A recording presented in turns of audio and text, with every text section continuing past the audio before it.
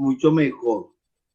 Yo les agradezco si conectan la cámara porque es que a veces las personas dejan no activan la cámara y están en otras cosas y están desconectados completamente. Listo.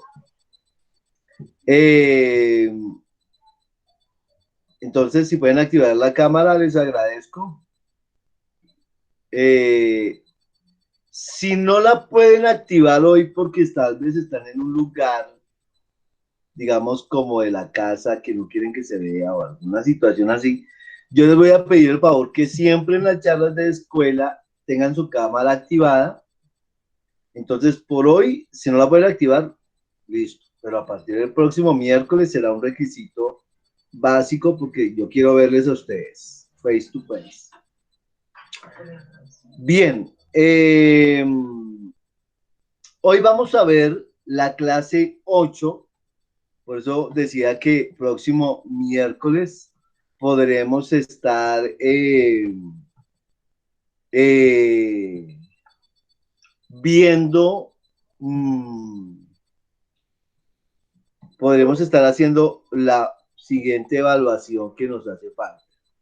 Así que hoy vamos a ver la clase Pentateuco 3, sacrificios y ceremoniales del Antiguo Testamento. ¿Sí? ¿Alguien puede leer la cita clave?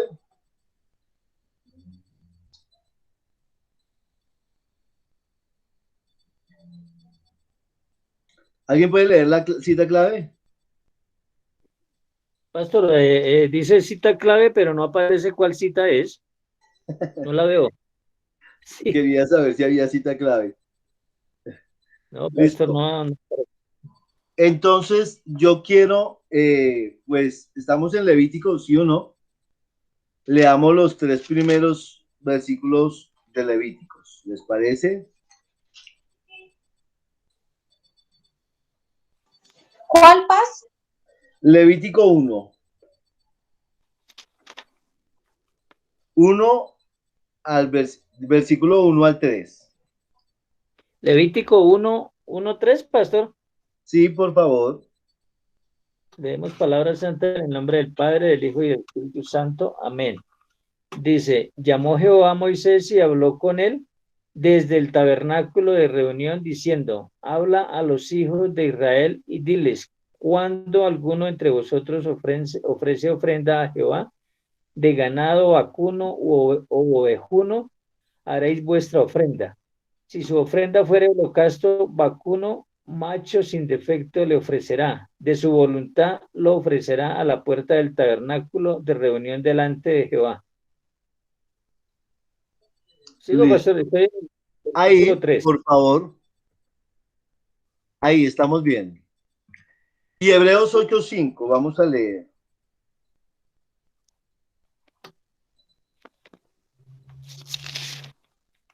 Hebreos 8:5 y 6. Erwin, léalo, por favor.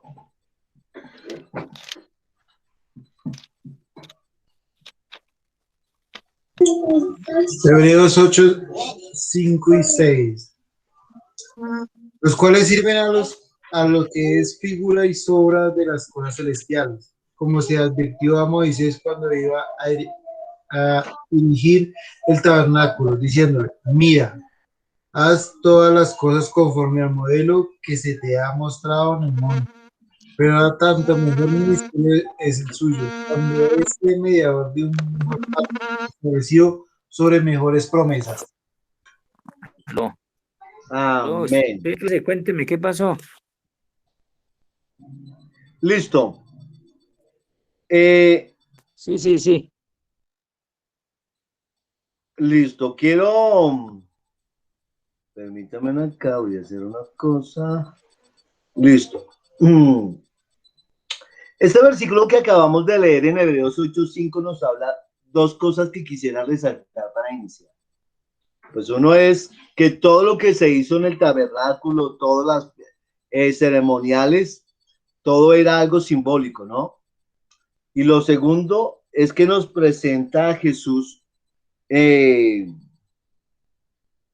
el versículo 6, que Jesús es el mediador de un mejor pacto establecido sobre mejores promesas. Entonces, vamos a ver acerca de sacrificios y ceremoniales del Antiguo Testamento. Objetivos: conocer los sacrificios del Antiguo Testamento. Entender que los sacrificios de Levíticos pues no son para este tiempo, aunque tienen una simbología muy importante. Debemos entender que no son para este tiempo. Bien. Leyes de los sacrificios. Vamos a empezar ahí. Leyes de los sacrificios. Nelly, por favor, puede empezar leyéndonos las leyes de los sacrificios. Dice leyes acerca de sacrificio, Levíticos 1, bueno, las citas no. A, introducción. B, la ofrenda quemada. C, la ofrenda de vianda, ofrenda vegetal. E, ofrenda de paz. F, ofrenda del pescado. Paz, si lo puedes subir un poquito, por favor. Estoy en el celular. Perdón, Entonces, Nelly, ahí en su cartilla no dice leyes de los sacrificios 1, ideas relacionadas con el sacrificio, ¿sí? Ah, Paz, estoy ¿cómo? mirando. Ok, ya en la parte de arriba. El motivo básico de los sacrificios es la sustitución y su fin la Y su expiación. fin de la expiación. Levíticos 17:11. En el texto clave, en cuanto a la expiación, la vida de la carne es en la sangre está, y yo os la he dado para haber expiación sobre el altar por vuestras almas. ¿Qué Eso lo dice significa la sangre? Levíticos 17:11, ¿no? Sí, señor. Perfecto. ¿Qué significa la sangre como principio vital? No tiene significado en sí misma, sino como símbolo y evidencia de que quitó la vida de un animal inocente para Perdón, pagar los de que pecados. se quitó la vida, Nelly. Ok. Sí, De es que que una se sola quitó la palabra vida. nos da un significado diferente. Tenlo en cuenta. Sí, señor. Que se quitó la vida de un animal inocente para pagar por los pecados del culpable. Por lo tanto, la sangre usada en la expiación simboliza una vida ofrecida en la muerte.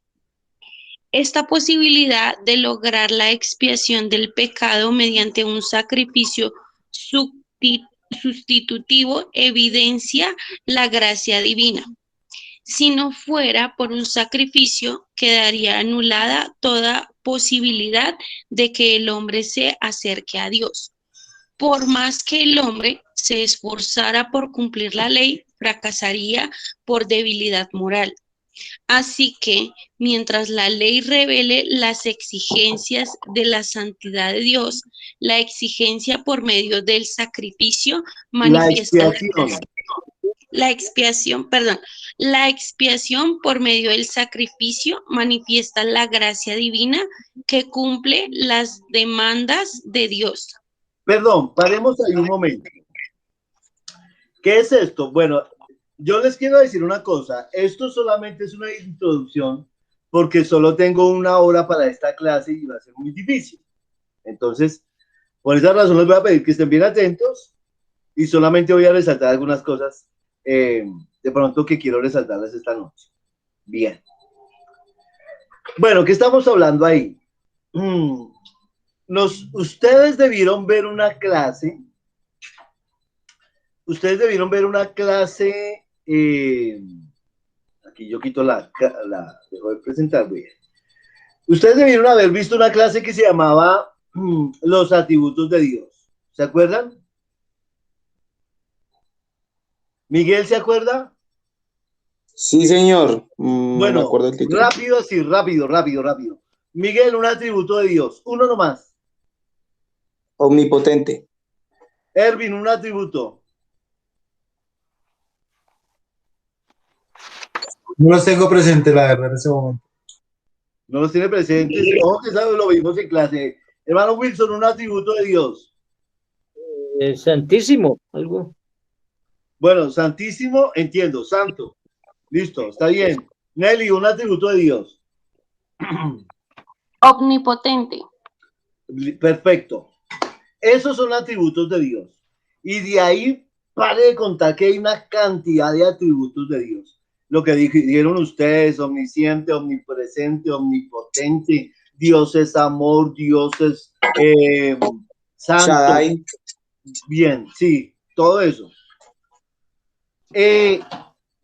Pero yo quiero resaltar uno en especial.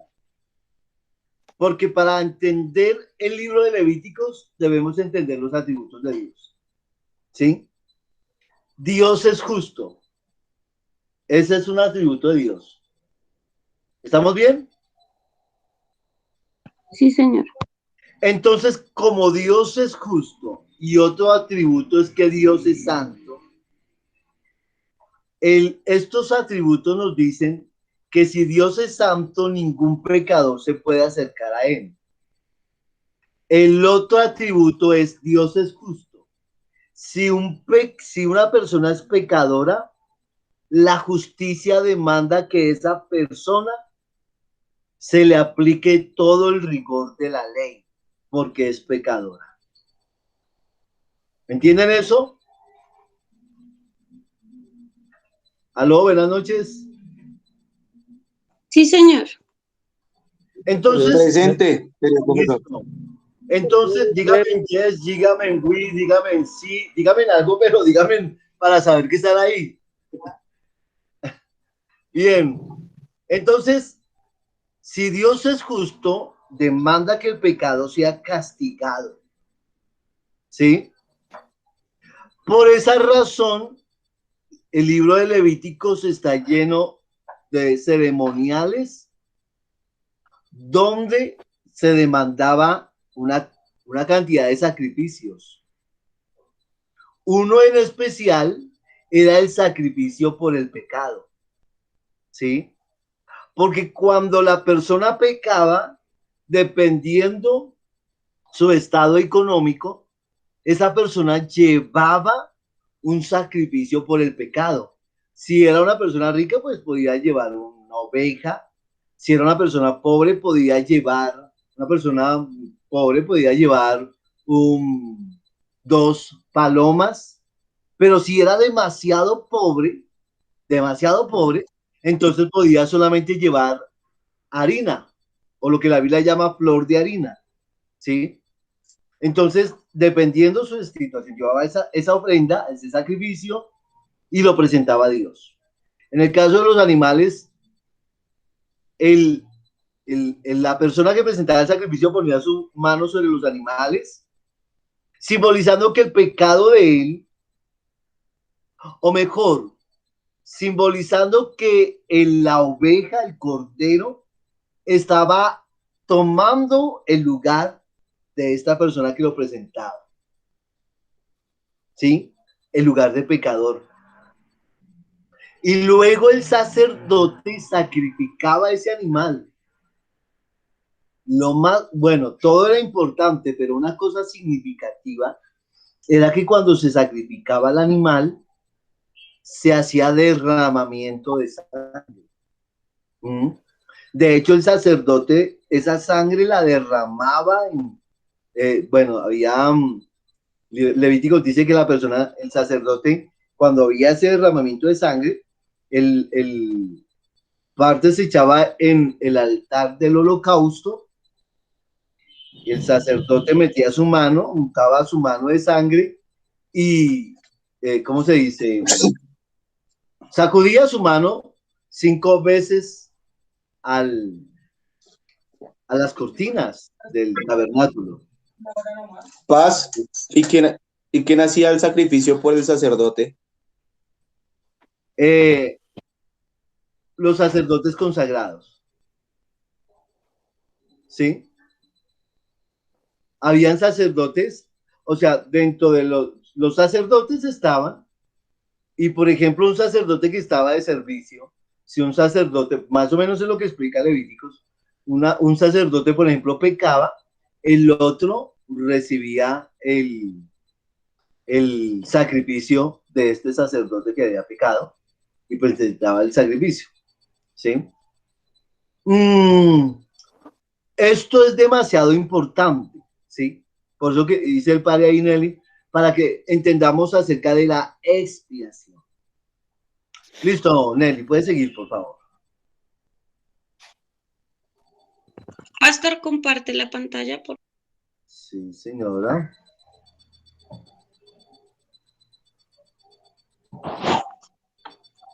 Pastor, o sea, la expiación básicamente es el sacrificio que hacían pues por el pecado, ¿cierto? O sea, en pocas palabras. Expiación era el derramamiento de sangre, ¿no? De hecho, expiar es cubrir. Ok. Yo pensé que expiar era chismosear. No. Realmente expiar era cubrir, ¿no? Era el acto pues, del derramamiento de sangre, ¿no? Listo, Nelly, porfa.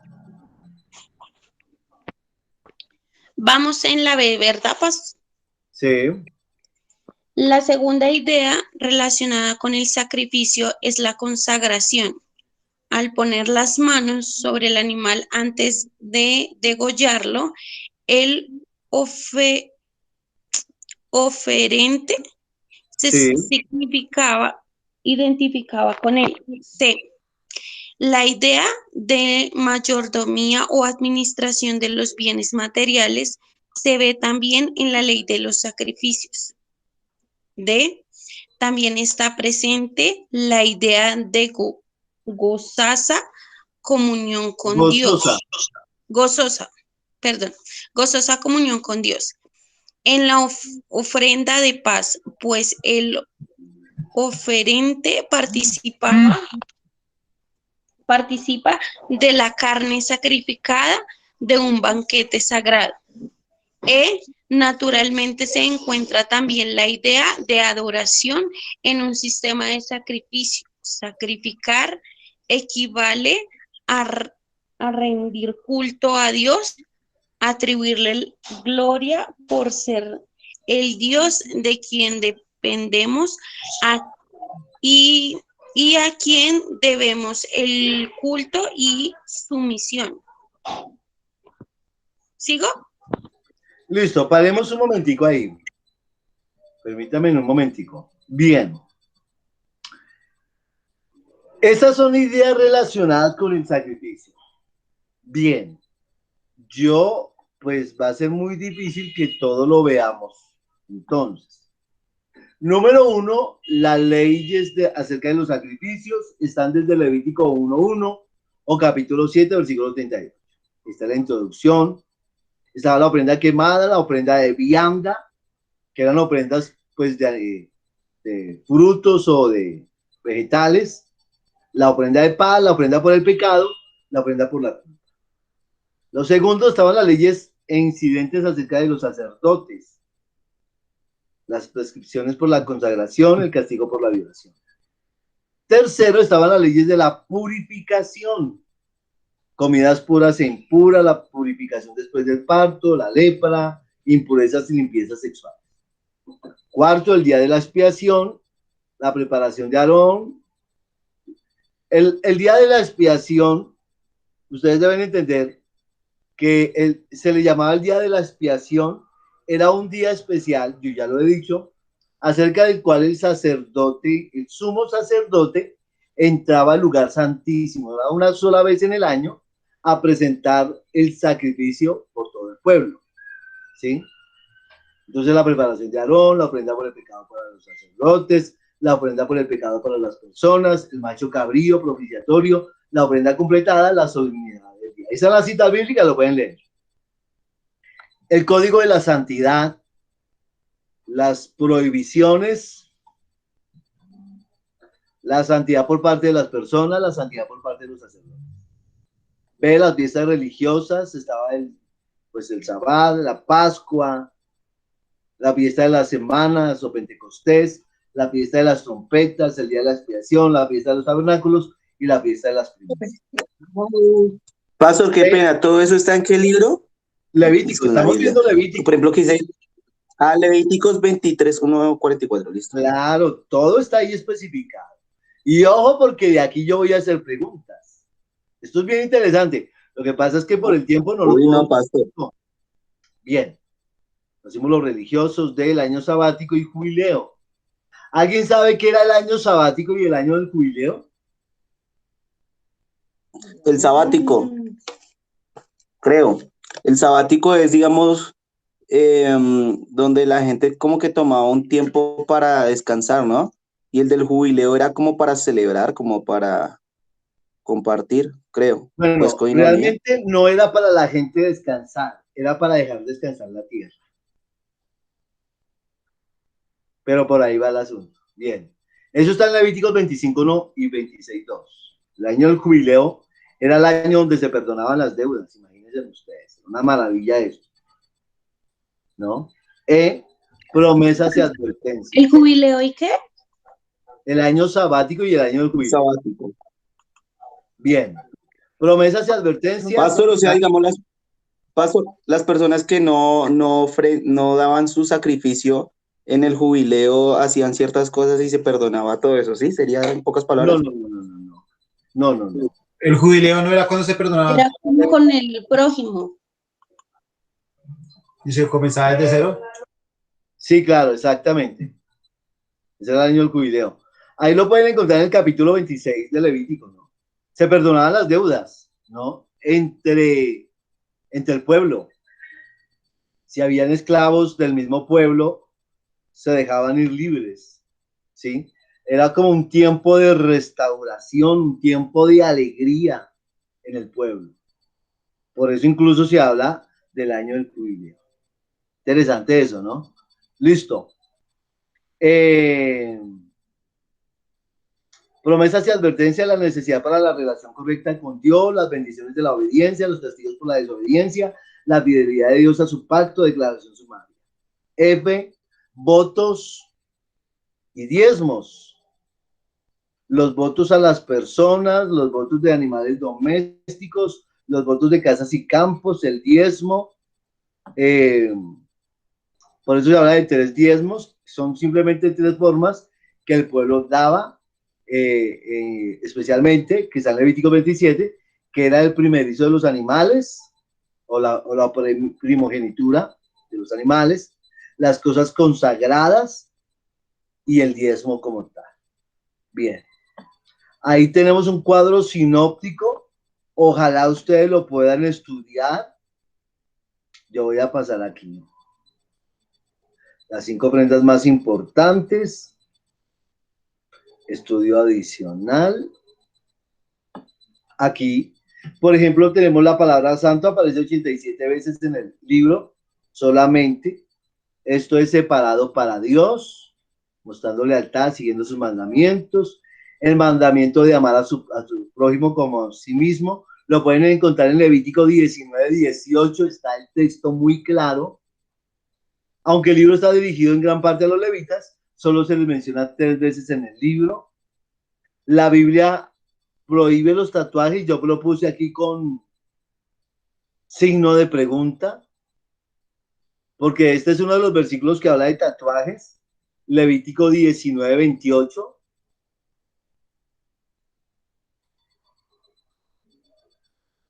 ¿Lo encuentran ustedes?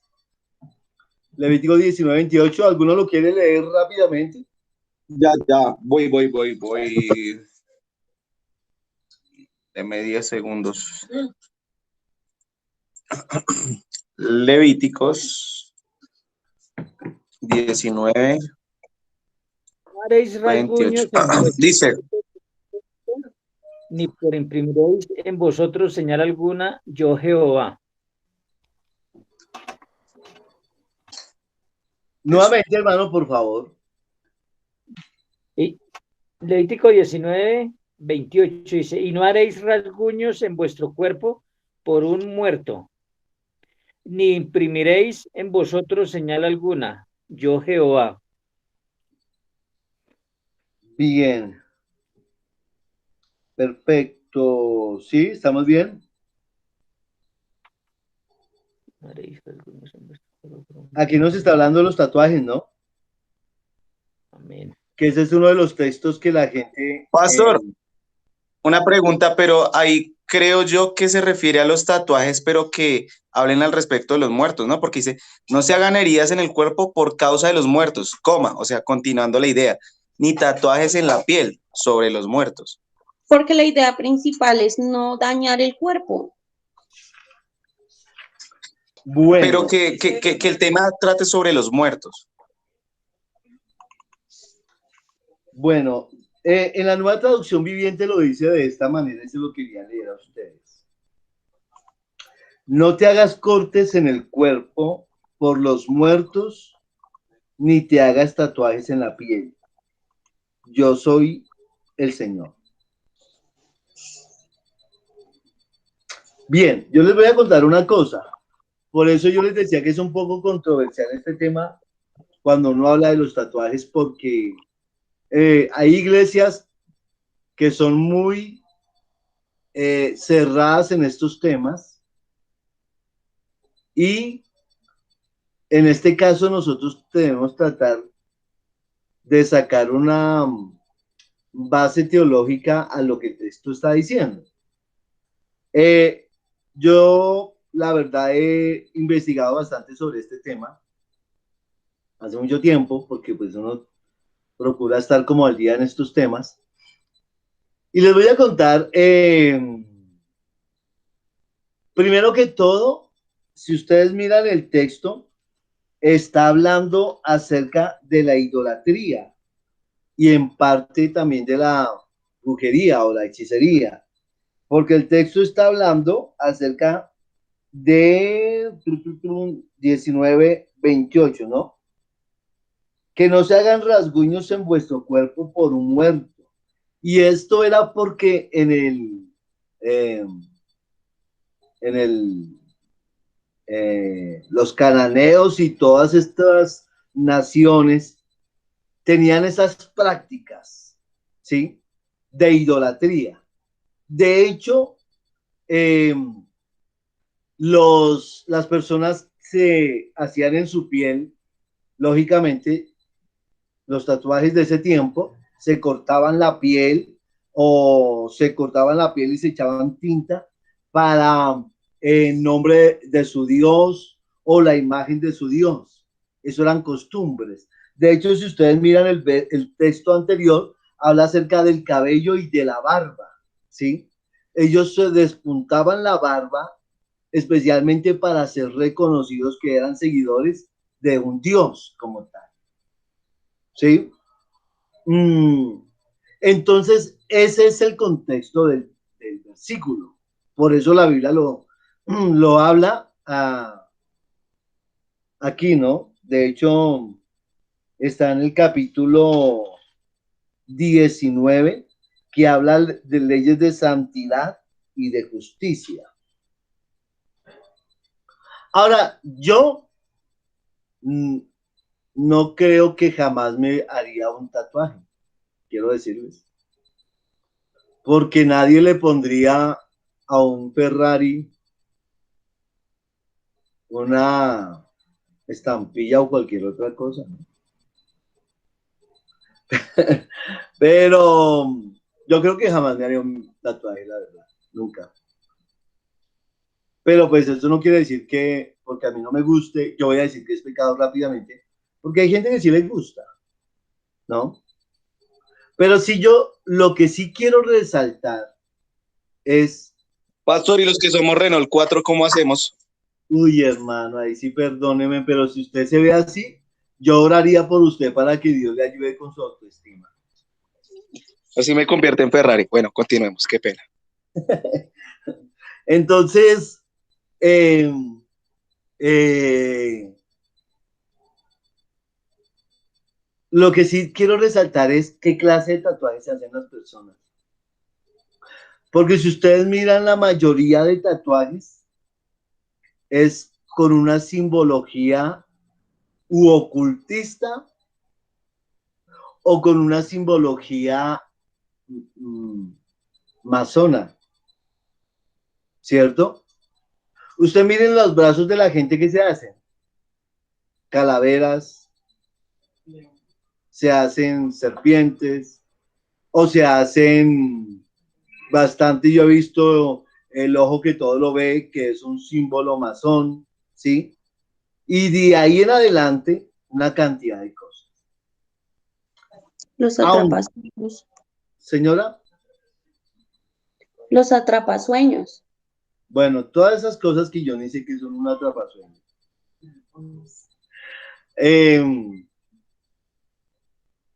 Dragones, bueno, una cantidad de cosas, ¿no? Yo con esto no quiero estimularlo a usted a que se haga un tatuaje, porque no me imaginaría al hermano Wilson llegar el domingo con una, ¿cómo se llama? Una camisa esqueleto de cuero lleno de tatuajes, sus brazos así. No me lo imaginaría el hermano Wilson de esa manera, ¿no? No quiero estimular a nadie a que se haga tatuajes porque yo creo sí una cosa, que nuestro cuerpo es templo del Espíritu Santo y debemos cuidarlo.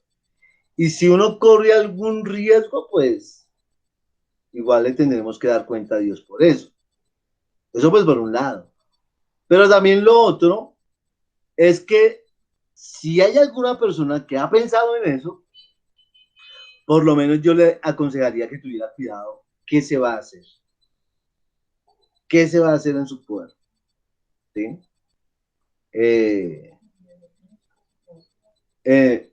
Como pastor le diría, no se haga eso. Le daría ese consejo. Pero tampoco le voy a decir que usted, si se hace algo así, ya está destituido de la gloria de Dios.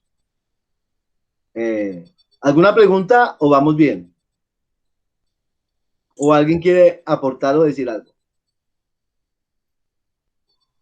La cama. Vamos bien.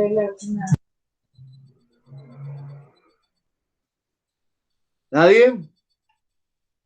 Listo. Vamos bien, Paz. No, Paz. No, señor. Listo. Espérenme aquí, yo sigo compartiendo porque quiero resaltar. En Levíticos capítulo 11 nos habla acerca de la mayor cantidad de animales. Listo. Sacrificios del Antiguo Testamento, ahí vamos a encontrar otro mapa conceptual con todos los sacrificios, ofrenda expiatoria y todo. Bien, paro ahí. Y paro porque voy a dejar de presentar y ahora voy a presentarles un video. Quiero que le pongan bastante atención, por favor.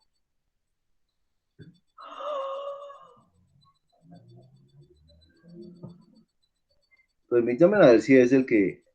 Espera, listo. Es un video largo, pero sí me parece bien interesante. El libro de Números. Este cuarto libro de la Biblia continúa la historia de Israel después de su éxodo de la esclavitud en Egipto. Dios los había llevado al monte Sinaí y ahí había hecho un pacto con ellos.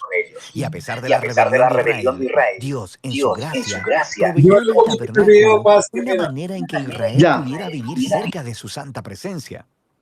Así que el libro de Números comienza cuando Israel termina su estadía de 1 año en el monte Sinaí. Y ellos se dirigen al desierto en camino a la tierra que Dios le prometió a Abraham. La narrativa del libro está diseñada de acuerdo a las etapas de su viaje. Así que la primera sección empieza en el monte Sinaí, pero luego ellos salen y viajan al desierto de Parán. Y luego, después de ahí, viajan a las llanuras de Moab, que están justo frente a la tierra prometida. Ahora, la primera parte inicia con un censo donde el pueblo es contado, y de ahí viene el nombre del libro. Y luego hay leyes sobre cómo las tribus de Israel debían ser acomodadas en el campamento. Así que el tabernáculo debía ir en el centro, y luego, alrededor de él, los sacerdotes y levitas, y alrededor de ellos, las 12 tribus cuidadosamente ordenadas con Judá a la cabeza. Pastor, si la puede poner en pantalla Todo grande, esto era un gracias. símbolo elaborado sobre cómo la presencia santa de Dios estaba en el centro de su existencia como pueblo. Esto es seguido por toda una serie de leyes que comunicaban las leyes de pureza del libro de Levítico. Si la presencia de Dios iba a estar en medio de ellos, debía hacerse todo el esfuerzo para que el campamento fuera un lugar puro, un lugar que reciba la santidad de Dios. En el capítulo 10, la presencia de Dios se levanta del tabernáculo y guía a Israel lejos del Sinaí, hacia el desierto. E inmediatamente las cosas comienzan a marchar terriblemente mal. En el capítulo 11 el pueblo empieza a quejarse de hambre y sed y empiezan a decir que quieren regresar a Egipto. Luego, en el capítulo 12, incluso el hermano y la hermana de Moisés empiezan a oponerse y a hablar mal de él delante de todo el pueblo. Este viaje no tuvo un buen comienzo. La siguiente sección comienza cuando los israelitas llegan al desierto de Parán, más o menos a la mitad del camino a la tierra prometida. Y Dios le dice a Moisés que envía a los 12 espías, uno por cada tribu, para que puedan reconocer la tierra prometida. Y cuando todos los espías regresan, 10 de ellos dicen que no hay posibilidad de que Israel pueda sobrevivir allí, porque los cananeos los destruirán. Pero hay 2 espías, Caleb y Josué, que dicen que Dios puede salvarlos. Pero los 10 provocan al pueblo a una ira temerosa y empiezan a planear un motín. Van a nombrar un nuevo líder y regresar a Egipto. Así que Dios está comprensiblemente molesto y Moisés intercede en favor del pueblo. Él le pide a Dios que sea fiel a sus promesas a Abraham. Así que Dios lo hace, pero no a expensas de su justicia. Él le da a estos israelitas lo que ellos desean, no entrar a la tierra. Y Dios sentencia a esa generación a vagar en el desierto durante 40 años hasta que mueran. Solo sus hijos entrarán a la tierra prometida. Ahora, tú pensarías que esta severa consecuencia los haría despertar, pero las cosas se ponen peor. En la siguiente historia aparece todo un grupo de levitas que empezaron una rebelión y retan el liderazgo de Moisés y de Aarón, diciendo que han ido demasiado lejos. De manera que Dios lidia severamente con estos levitas y renueva su compromiso con Moisés y Aarón como los líderes de Israel. Ahora, mientras dejan la región de Parán y vuelven a viajar, las cosas se empeoran de nuevo. Los israelitas empiezan a quejarse otra vez sobre su sed y le preguntan a Moisés por qué los sacó de Egipto. Así que Dios le dice a Moisés que le hable a una roca para sacar agua para todo el pueblo. Pero Moisés no hace eso, sino que excede los límites. Golpea la roca 2 veces y luego dice: «¡Rebeldes! ¿Tenemos nosotros que sacarles agua de esta roca?». Así que Moisés deshonra a Dios al ponerse en el lugar de Dios como el que provee agua.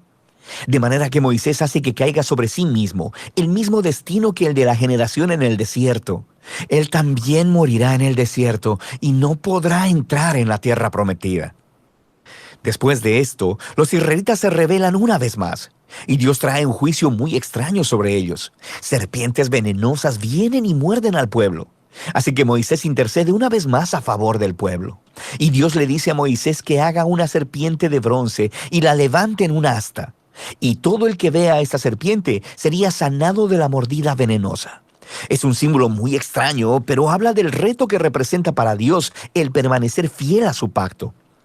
Él está en lo correcto al traer justicia sobre el pecado y la maldad de Israel. Pero incluso la justicia de Dios se transforma en una fuente de vida para aquellos que miran a Dios para ser sanados. A partir de aquí, el pueblo se dirige a las llanuras de Moab. La primera parte principal de esta sección se enfoca en la extraña figura de Balaam. El rey de Moab está asustado por este enorme grupo de gente viajando a través de su territorio. Así que contrata a un hechicero pagano, Balaam, para maldecir a Israel. Y en 3 ocasiones distintas, Balaam descubre que no puede maldecirlos. Él solo puede hablar bendición sobre Israel. Recuerda la promesa de Dios a Abraham en Génesis 12. Así que no solo Balaam no puede maldecir a Israel, sino que Dios le da una visión sobre un futuro rey israelita que un día traerá la justicia de Dios a todas las naciones. Esta visión recuerda la promesa de Jacob a Judá en Génesis capítulo 49.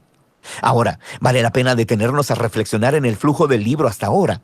Las historias de rebelión en el desierto se amontonan una sobre otra, poniéndose cada vez peor. Y aunque Dios trae actos parciales de juicio sobre Israel, también continúa mostrándoles misericordia, proveyendo comida y agua en el camino. Y la historia de Balaam muestra la gracia de Dios de manera resplandeciente, porque ahí está Israel, en el campamento, murmurando y rebelándose. Pero en lo alto de las montañas, sin que ellos lo sepan, Dios los está protegiendo y hasta bendiciendo. Y es este contraste entre la rebelión de Israel en el desierto y la fidelidad de Dios lo que hizo estas historias tan importantes para las postreras generaciones de Israel. Y las historias del desierto son recontadas una y otra vez por los profetas y los poetas bíblicos, e incluso por los apóstoles en el Nuevo Testamento. Y estas historias siempre sirven como advertencia, que aunque Dios permanecerá fiel a sus promesas del pacto, Él también permitirá que su pueblo sea parte de Él en rebelión y que enfrente las consecuencias. Después de esto, el resto del libro se enfoca en los hijos de la generación que pereció en el desierto y ellos empiezan a prepararse para heredar la tierra prometida. Ellos hacen otro censo de la nueva generación y luego ganan muchas batallas a los pueblos de alrededor. Y luego, algunas de las tribus empiezan a asentarse en la tierra prometida. Así que el libro termina con la nueva generación lista para entrar en la tierra prometida. Y Moisés está a punto de darles sus últimas palabras de sabiduría y advertencia. Pero por ahora, de eso trata el libro de Números.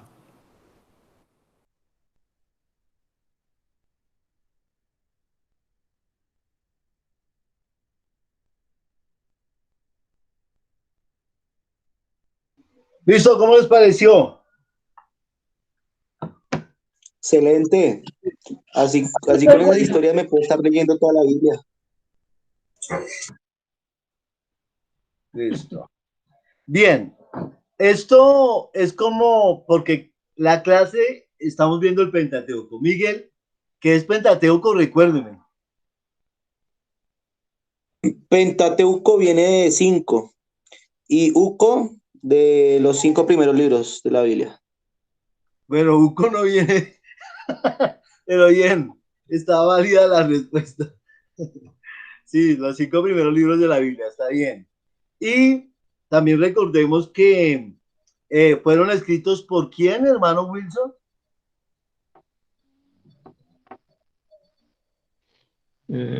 Se me fue, pastor. No me acuerdo.